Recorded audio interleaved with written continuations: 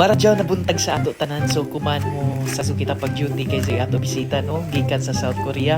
Kari sila para mag-spread ng gospel ni Lord, so mag-evangelize sila sa ato eskwelahan. So minitsura ang aming eskwelahan nakaabot na ta. Tapos nakaabot na daso ng ato bisita no gikan pa daw sila sa Australia, tapos down Davao, Philippines, down to Thailand, tapos biyahe pa sinod diri sa General Islands. So nag-introduce na nila pastor isa-isa, mga gagmay pa yung taon ini, mga young people pa yung taon ini sila, but able na to spread the gospel of God. And of course nalingaw ang ato mga kabatan-unan na ato mga learners kay Kalisto Manadjaw ay mura mga K-pop dancers lisod ang datingan, or mga BTS ba, or na itong mga Blackpink na tag-idol na nato mga learners sa mga Koreano or Koreana. Tapos dabo pa ila taghimo, dabo ila tagtrabaho para laman malingaw, ma-entertain ang mga bata, at the same time malingaw ang mga bata mamati sa pulong sa Dios kung baganong karadyaw sa kinabuhi ng tao.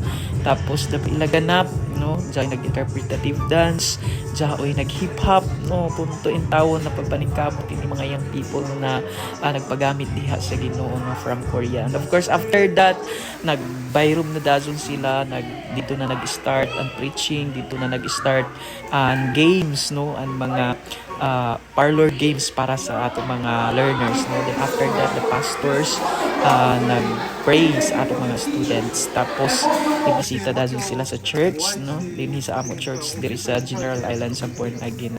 So thank you Karadyo sa iso pagbisita no, pastors and mga young people coming from South Korea. So God bless you all.